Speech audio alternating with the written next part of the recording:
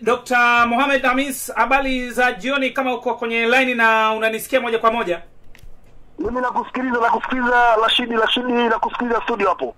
Sawa, kutoka studio zetu hapa za Kajenjere, kutoka maeneo ya Mnazi Moja hapa Dar es Salaam. Bwana, wakati mchana Young Africans wao wakiwa wametangaza viingilio, wakawa wametolea ufafanuzi namna ya kuingia viwanjani.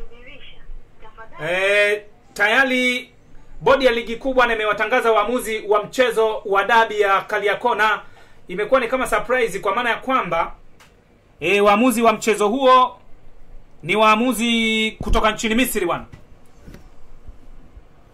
Na mimi nimeona hilo tangazo na hiyo taarifa kutoka kwenye bodi ya ligi, na msemaji wa bodi ya ligi Karim Boimanda ameweza kuhabarisha taarifa hiyo ambayo ina trend kwa sasa kwenye mitandao ya kijamii hapa nchini Tanzania, na wachambuzi, wanasoka, wadau, mashabiki wa soka Simba na Yanga wote wakiendelea kuitendisha habari hiyo ambayo imeonekana kuwa ni habari ya kusimua, na watu wakaenda mbali sasa wakasema sasa ni jambo sahihi kufanyika kwa jambo hilo.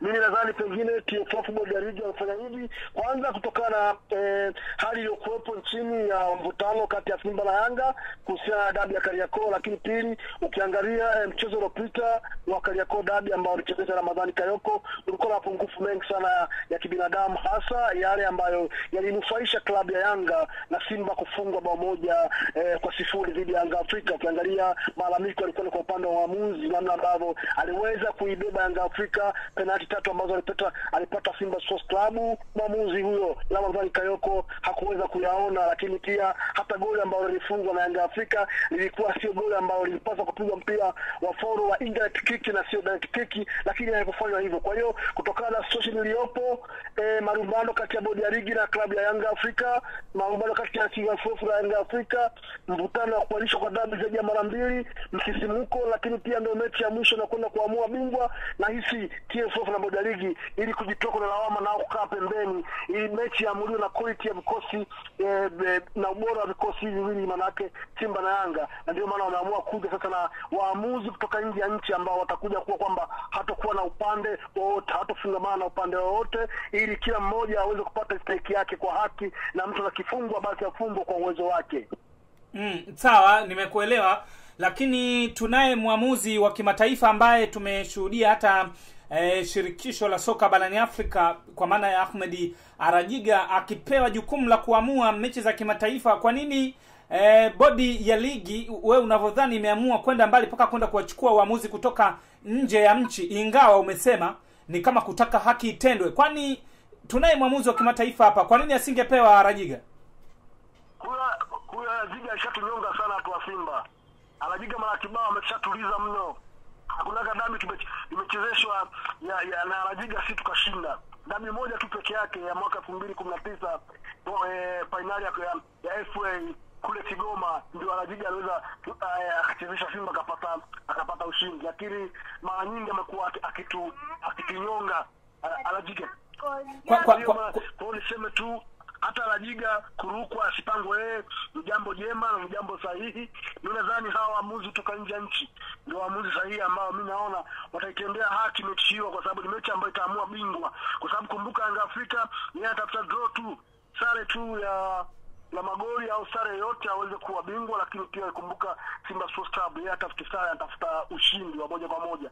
Kwa hiyo ni mechi ambayo kama waamuzi kutoka nje ya nchi, kwangu mimi naunga mkono kwa 90% kwamba waamuzi kutoka nje ni jambo jema. Ukimwangalia mwamuzi Amir Mohamed Amar kutoka nchini Misri, huyu ni mwanasheria mbobevu kwenye tasnia ya sheria, mwamuzi wa kimataifa mlebeji ya FIFA ambaye bara ya Afrika inamjua, amecheza michezo mingi ya kimataifa. Mmoja wa mchezo ambao alishochezesha amecheza mchezo ambao Simba alifunga bao moja dhidi ya Hawa Club Sports kule nchini Guinea mwaka 2024, mchezo wa ligi ya bingwa barani Afrika hatua ya makundi. Lakini pia mchezaji mwamuzi huyu alichezesha finali robo finali ya kwanza Benjamin Mkapa kati ya Yanga Afrika na dhidi ya Mamelodi, na mechi kamalizika sare ya 0-0 mwaka 2024. Lakini tumeangalia huyu bwana pia ni mwamuzi ambaye alikuwa amepangwa kuchezesha mechi ya nusu finali ya klabu ya Simba dhidi ya Stellenbosch, baadaye akajikuta anapata majeraha akapewa mtu mwingine. Kwa hiyo mwamuzi huyu ni mwamuzi ambaye yeye anasimamia haki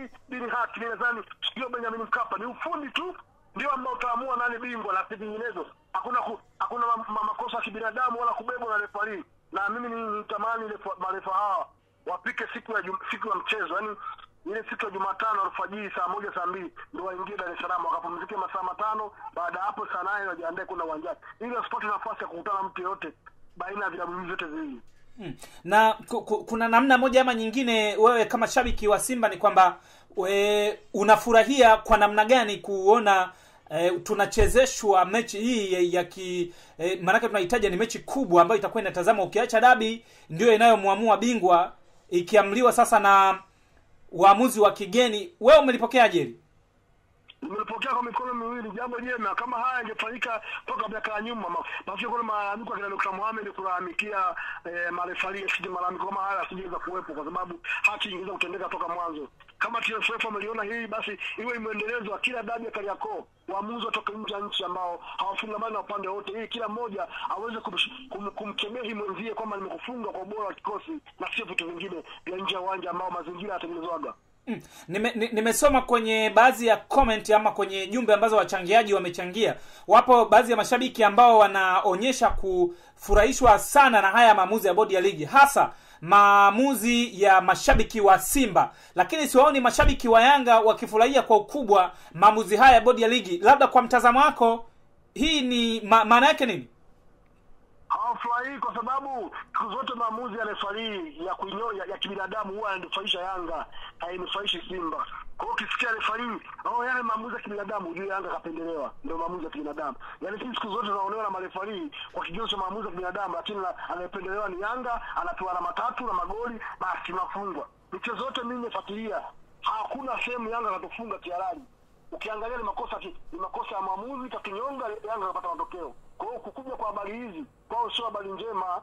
Wanaona kabisa hapa hapana pa kutokea, labda waende wale kamati zao za uganga wa kienyeji, kwa sababu ndio timu pekee Yanga inaongoza kwa kuroga, na ndio timu pekee ambayo imepigwa fani nyingi msimu uliopita kwa kushiriki uchawi. Labda wakaroge ndio wataweza kushinda, lakini baada kama sio kuroga, basi tayari imekula kwao. Kwa hiyo unaniambia kwamba hii sio habari njema kwa wananchi?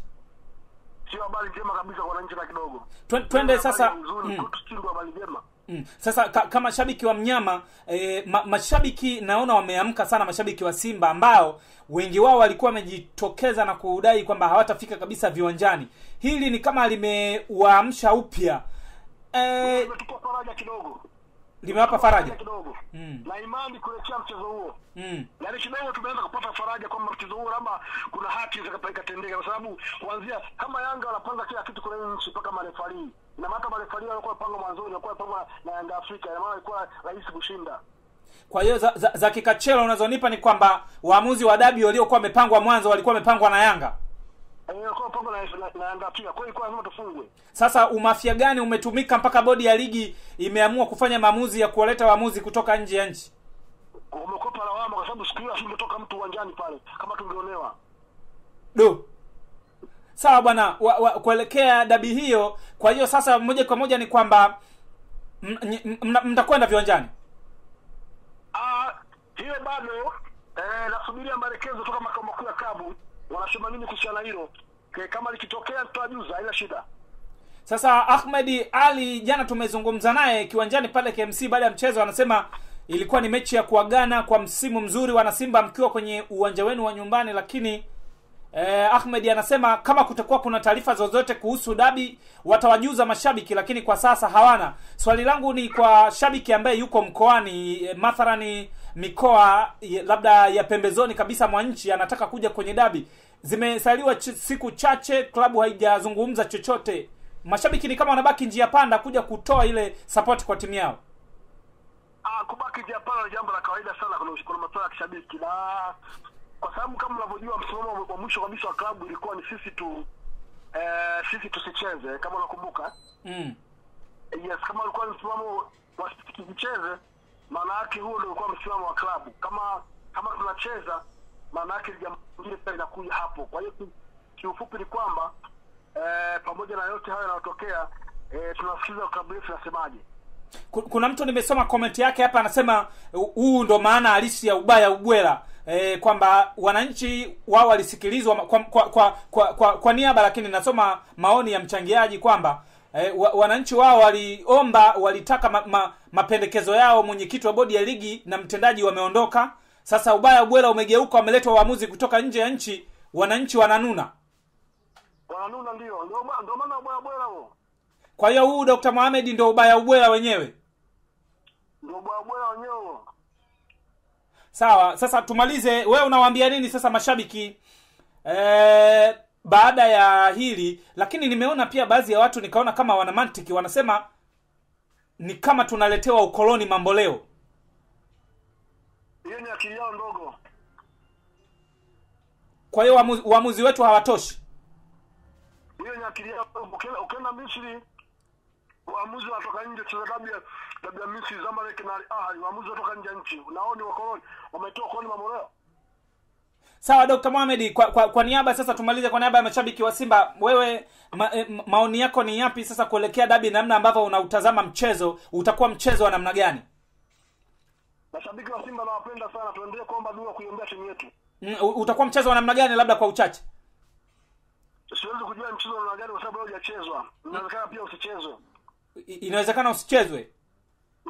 Pamoja na kwamba bodi ya ligi imekwisha upangia tarehe. Inaweza usichezwe, kwani sio shapanga mara kiwala hajachezwa. Sawa, nilitaka tumalize na mchezo huo bwana. Timu itakayoshinda ndio itakayokuwa bingwa wa ligi kuu, lakini ndio mechi ambayo kwa miaka mingi, na nadhani mimi kwa kizazi changu, kwa umri wangu, ndo mara ya kwanza nashuhudia mchezo huo. Atakayeibuka bingwa na bodi ya ligi imetangaza pale pale uwanjani anakabidhiwa kombe. Ni kweli. Hii inaleta itakuwa na mvuto kiasi gani kwenye nabii? Kubwa sana, hisia kubwa sana. Ndio maana bodi ya ligi ya TFF wamejiweka pembeni hiyo lawama. Yaani hataki kuwa na lawama, kupata lawama kwa Simba au kwa Yanga. Ndio maana wameleta waamuzi kutoka nje ya nchi. Kwa hiyo tutarajie mashabiki wa Simba mkibuka kwa wingi Benjamin Mkapa siku ya Jumatano kuisupport timu yenu. Siwezi kuzungumzia kaka, ameshakwambia asubuhi klabu inazungumza utakachokiongea. Si ndio nasema kwamba sawa, umezungumzia kwamba itakuwa ni na mvuto mkubwa kwa sababu ni dabi na ubingwa utagawiwa uwanjani. Ndio mimi namalizia nasema, kwa hiyo nyinyi kama mashabiki wa Simba tuwatarajie mtajitokeza kwa wingi. Mwenyekiti amesema hivyo tutasema. Mimi nazungumza na wewe Dr. Mohamed Hamis. Msemaji wa Simba ndo alisema hivyo. Kwamba mashabiki wa Simba wajaa wengi uwanjani. Mimi nazungumza na wewe kwamba tutarajie sasa. Kama hao kusema hivyo mimi niseme nini sasa? Kati mshabiki kwa kawaida. Kwa hiyo kwa shabiki mwingine ambaye anasema mimi napenda sana kumsikiliza Dr. Mo atakachokisema, kwa hiyo wewe unamwambia nini sasa? Sisi tunasikiliza viongozi wetu wakituambia twende tunakwenda. Wakisema tusiende atwende.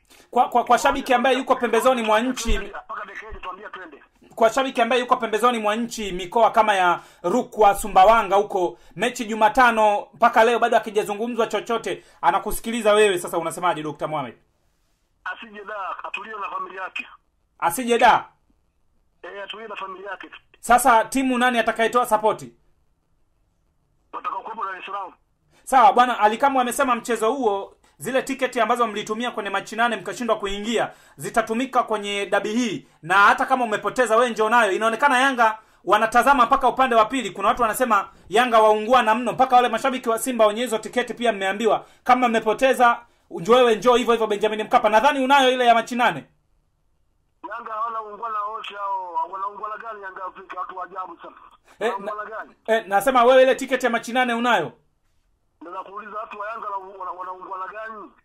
Kwamba uungwana wa kuambia mashabiki zile tiketi za machi 8 njooni mtumie Jumatano. Hawana ungwana wote hao watu. Kwa hiyo ile tiketi yako si bado unayo, umeitunza? Mimi nishapoteza. Sasa Alikamwe anasema njoo hivyo hivyo Benjamin Mkapa. Sitokuja.